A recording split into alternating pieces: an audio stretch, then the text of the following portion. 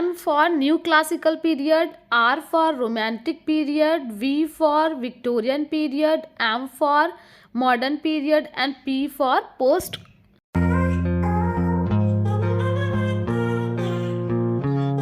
Hello everyone, welcome to my channel and today we will discuss important notes for BA Honors English Entrance Examination 2024 या जिस भी years का आप देने वाले हैं तो उसके लिए हम नोट्स इंपॉर्टेंट जो नोट्स हैं वो डिस्कस करने वाले हैं।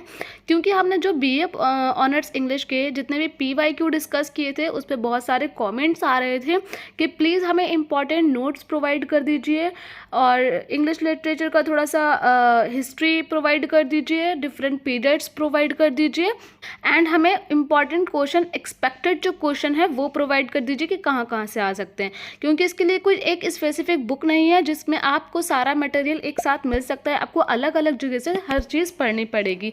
प्लस जब आप सारे PYQ एनालाइज कर लेंगे तब आपको पता चलेगा कि किस तरीके से क्वेश्चन आ रहे हैं एंड देन आपको मटेरियल उसके लिए कलेक्ट करना पड़ेगा, तो उसमें आपका बहुत ज़्यादा टाइम कंज्यूम होगा। इसलिए मैंने शॉर्ट्स नोट प्रोवाइड किए हैं आपको। पार्ट 1 में इसका अपलोड कर चुकी हूँ, मैं लिंक डिस्क्रिप्शन में दे दूँगी, अगर आपने नहीं देखा है तो प्लीज़ जाकर उसको देख लीजिएगा। पार्ट 1 में हमने ये सब डिस्कस किया था कि फादर ऑफ इंग्लिश लैंग्वेज कौन है, फादर ऑफ इंग्लिश लिटरेचर कौन है ना। तो इस तरीके से क्वेश्चन फ्रेम होते हैं। पोएट ऑफ नेचर किसे कहा जाता है ना, पोएट ऑफ ब्यूटी किसे कहते हैं, father of modern English literature किसे कहते हैं। तो ये सारी चीज़ें हमने डिस्कस की थी। तो अगर आपने पार्ट 1 नहीं देखा है तो पार्ट 1 आप जाकर देख सकते हैं। मैंने मोस्ट इंपॉर्टेंट थिंग्स भी उसमें बताई हैं कि कैसे आप पढ़ सकते हैं और कैसे आप BA ऑनर्स इंग्लिश की तैयारी कर सकते हैं। ये इस सीरीज़ का सेकेंड पार्ट है जिसमें हम पढ़ेंगे different periods in English literature. तो बहुत ज़्यादा शॉर्ट नोट्स हैं, एकदम से क्रिस्प नोट हैं, तो आपको ज़्यादा मेहनत करने की ज़रूरत नहीं है। बस हम इम्पॉर्टेंट चीज़ें डिस्कस करने वाले हैं, ज़्यादा डीप में नहीं जाएंगे। आपके बस एंट्रेंस पर्पज़ से मैंने ये नोट किए हैं आपको, ठीक है। ज़्यादा डीप में नहीं जाएंगे, बस आपकी एंट्रेंस के पर्पज़ से ये नोट्स हैं। तो ज़्यादा कुछ पढ़ने की ज़रूरत नहीं है, बस बोल्ड चीज़ें आपको पढ़नी है जो मैं यहाँ प्रोवाइड कर रही हूँ। क्वेश्चन किस तरीके से फ्रेम होते हैं ये मैंने पार्ट 1 में भी बताया था। इसमें हम हिस्ट्री डिस्कस करने वाले हैं और यहाँ से भी बहुत ज़्यादा क्वेश्चंस पूछे जाते हैं। तो ये सीरीज़ बहुत ज़्यादा इंपॉर्टेंट है BA honours English entrance exam के लिए। जो भी आपके फ्रेंड्स हैं जो BA ऑनर्स इंग्लिश की प्रिपरेशन कर रहे हैं JMI के लिए, तो प्लीज़ उनके साथ ये वीडियो ज़रूर शेयर कीजिए ताकि उनकी भी हेल्प हो सके। तो फटाफट से चलते हैं हम अपने टॉपिक की तरफ। तो देख लेते हैं हम क्या पढ़ने वाले हैं, different periods of English literature. Okay, तो डिफरेंट पीरियड्स हम पढ़ने वाले हैं, यानी कि हिस्ट्री एक तरीके से पढ़ने वाले हैं, कौन कौन से पीरियड रहे हैं इंग्लिश लिटरेचर में वो पढ़ने वाले हैं। ओके, तो फर्स्ट पीरियड है एंग्लो सैक्सन पीरियड जो कि स्टार्ट हुआ था 450 से और एंड अप हुआ था 1066 में, राइट। सेकंड देख लेते हैं मिडिल इंग्लिश पीरियड है जो 1066 से स्टार्ट हुआ था एंड 1500 में एंड अप हुआ था 1066 में, राइट। सेकंड देख लेते हैं मिडिल इंग्लिश पीरियड है जो 1066 से स्टार्ट हुआ था एंड 1500 में एंड अप हुआ था। नेक्स्ट हम देख लेते हैं कि इसमें कौन कौन से रहे थे। इसमें एंग्लो नॉर्मन पीरियड रहा था, the age of Chaucer most important है, the dark and barren period जो ये रेड से कर रखा है ना, तो ये मोस्ट इंपॉर्टेंट है, इसको हाईलाइट किया गया है ताकि आप लोगों को अच्छे से याद रहे। तो एज ऑफ चौसर, तो चौसर यहाँ किसकी बात हो रही है, जोफ्रे चौसर की बात हो रही है, जो हमने पहले फर्स्ट पार्ट में देखा था। फादर ऑफ इंग्लिश लिटरेचर किसे कहा जाता है, तो जोफ्रे चौसर को कहा जाता है। ओके, चौसर बहुत ज्यादा इंपॉर्टेंट है और इनको आप फर्स्ट सेमेस्टर में भी पढ़ने वाले हैं।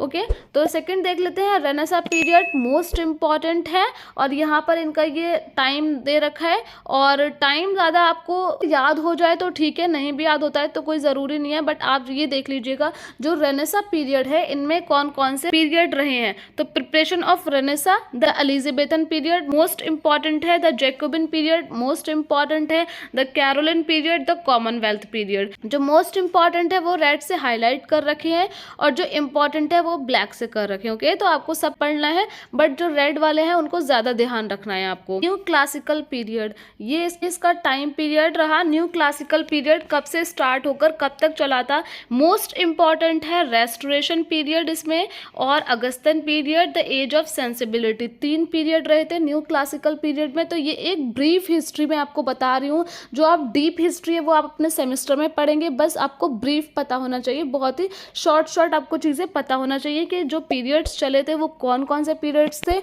और उन पीरियड्स के अंदर भी कौन से सब पीरियड्स चले थे, कौन सी एज थी। तो Elizabethan period, Jacobean period, the age of Chaucer, restoration period most important है। नेक्स्ट देख लेते हैं रोमांटिक पीरियड, मोस्ट इंपॉर्टेंट है। एंड देन इसका ये टाइम ड्यूरेशन भी दे रखा है, ये भी आपको देख कर जाना है। एंड देन विक्टोरियन पीरियड और इसका टाइम दे रखा है। एंड देन आपका मॉडर्न पीरियड और ये इसका टाइम दे रखा है। तो प्लीज़ आप इसको अपनी डायरी में नोट कर लीजिए ताकि आपको अच्छे से याद रहे, और आप चाहें तो वीडियो को भी बार बार देख कर आपको याद रह जाएगा, तो वो भी आप कर सकते हैं। मॉडर्न पीरियड और इसका ये टाइम ड्यूरेशन दे रखा है। मॉडर्न पीरियड में दोनों ही बहुत इंपॉर्टेंट है, Edwardian period and Georgian period. Next है पोस्ट मॉडर्न पीरियड और 1939 से और ये प्रेजेंट यानी कि 2024 चल रही है और अभी भी यही चल रहा है पोस्ट मॉडर्न पीरियड। ओके, तो अब ये तो इतने सारे आप कहेंगे कि ये इतने सारे हो गए, हमें इसको आपको सीरीज़ में याद करना है। जिस सीरीज़ में ये दे रखे हैं ना उसी सीरीज़ में याद करने हैं। इनको याद करने के लिए एक निमोनिक्स है, वो आप देख लीजिए। AMRNRBMP, A for Anglo-Saxon period, M for Middle period, R for Renaissance period, N for New Classical period, R for Romantic period, V for Victorian period, M for Modern period and P for Post modern period. Okay, तो ये mnemonics है, इसके द्वारा आप याद कर सकते हैं। नेक्स्ट पे चलते हैं। तो बहुत ज़्यादा शॉर्ट में करके ये मैंने आपको हिस्ट्री दे दी है, तो ज़्यादा हिस्ट्री पढ़ने की अभी ज़रूरत नहीं है क्योंकि वैसे भी आप सेमेस्टर में पढ़ने वाले हैं। जो इम्पॉर्टेंट है एंट्रेंस के हिसाब से वो आप यहाँ से पढ़ सकते हैं, और वैसे अगर आप ढूंढते रहते गूगल से या बुक से तो आपको बहुत ज़्यादा डीप में हिस्ट्री मिलती और आपको नोट्स बनाने में बहुत टाइम लगता। तो मैंने शॉर्ट नोट्स आपको प्रोवाइड कर दिए हैं। तो इसी बात पर एक लाइक कर दीजिए और चैनल को करें सब्सक्राइब। बेल नोटिफिकेशन को भी ऑन नहीं किया है तो बेल नोटिफिकेशन को भी ऑन कर लें और अपने फ्रेंड्स के साथ भी शेयर कर दें। नेक्स्ट देख लेते हैं notes. The oldest period in English literature कौन सा था? द एंग्लो सैक्सन पीरियड, ये हम डिस्कस कर चुके हैं। The golden age of English literature किसे कहा जाता है? एलिजाबेथन एज को। ओके, नेक्स्ट पॉइंट है Victorian age is named after queen Victoria. अब जो हमने अभी विक्टोरियन पीरियड पढ़ा था, विक्टोरियन एज पढ़ी थी, तो वो किसके नाम पर रखा गया है? तो क्वीन विक्टोरिया। इस तरीके से आपके क्वेश्चन बन सकते हैं कि जो ओल्डेस्ट पीरियड कौन सा है? एंग्लो सैक्सन पीरियड है। नेक्स्ट है golden age of English literature, बहुत ज़्यादा इंपॉर्टेंट क्वेश्चन है, किसे कहा जाता है? एलिजाबेथन एज को कहा जाता है। ओके, अब जो विक्टोरिया एज है वो विक्टोरिया नाम कहाँ से आया? क्वीन विक्टोरिया से आया। आ सकता है कि रेनेसा कैसा वर्ड है? फ्रेंच है, लैटिन है, कैसा वर्ड है? तो ये फ्रेंच वर्ड है। ओके, रेनेसा का क्या मतलब होता है? ये मोस्ट इंपॉर्टेंट है और ये आ भी चुका है। तो rebirth, revival of learning. Next है the beginning of the renaissance may be traced to the city of Florence यानी इटली। ओके, तो ये इंपॉर्टेंट कुछ क्वेश्चन बन सकते हैं और बाकी तो ज़्यादा नहीं है पढ़ने के लिए, तो ब्रीफ में मैंने आपको प्रोवाइड किया है, तो प्लीज़ आप इन चीज़ों को ज़रूर पढ़ कर जाएं। ऐसा यहाँ पर और देख लेते हैं। फर्स्ट पॉइंट है नोम डे प्लम मीन्स, तो क्या आएगा? Pan names. ओके, तो इस तरीके से भी दे रखा होता है कभी कभी कि कुछ आपसे टर्म पूछ लिया जाएगा एंड देन उसका पूछा जाएगा कि इसका मतलब क्या है, तो वो चीज़ आपको पता होना चाहिए। तो 5-6 पॉइंट हैं, फटाफट से देख लेते हैं। सेकंड है real name of George Eliot, क्या था? Mary Ann Evans. अब होता क्या है कि कभी क्या होता है रियल नेम्स भी पूछ लिए जाते हैं, क्योंकि हम इनके बारे में इतना पढ़ रहे हैं ना, तो इनके रियल नेम भी हमें पता होने चाहिए, है ना। तो थर्ड पॉइंट देख लेते हैं, real name of O Henry, क्या है? William Sydney Porter. Next is full name of T S. Eliot, Thomas Stearns Eliot. Okay, और नेक्स्ट है full name of doctor Johnson, क्या है? Samuel Johnson. नेक्स्ट है pen name of Charles Dickens, क्या है? Was. अब जो इम्पॉर्टेंट चीज़ें थी वो मैं आपको बता चुकी हूँ। हमने इसमें डिस्कस किया हिस्ट्री ऑफ इंग्लिश लिटरेचर, जो जो इम्पॉर्टेंट थे, एंड देन हमने जो क्वेश्चन थे जो इनसे बन सकते हैं क्वेश्चन या जो आ चुके हैं वो डिस्कस किए, एंड देन हमने कुछ यहाँ पर फुल नेम भी डिस्कस कर लिए। तो आप देख सकते हैं कि थोड़े ही टाइम में हमने कितनी सारी चीज़ें डिस्कस कर ली हैं। और आपने इसका पार्ट फर्स्ट नहीं देखा है तो please I am requesting you जाकर देख लीजिए, बहुत इंपॉर्टेंट है, आपके बहुत काम में आने वाला है। तो अगर आपको और भी ऐसी ऐसी वीडियोस चाहिए तो आप मुझे कमेंट कर सकते हैं, मैं फटाफट से आपके लिए वीडियोस लेकर आ जाऊंगी। या किसी और इम्पॉर्टेंट एंट्रेंस एग्जामिनेशन के लिए नोट्स चाहिए तो प्लीज़ आप मुझे कमेंट करें, या किसी पेपर के एनालाइजेशन चाहिए तो आप मुझे कमेंट कर सकते हैं, मैं फटाफट से वीडियो बना दूंगी।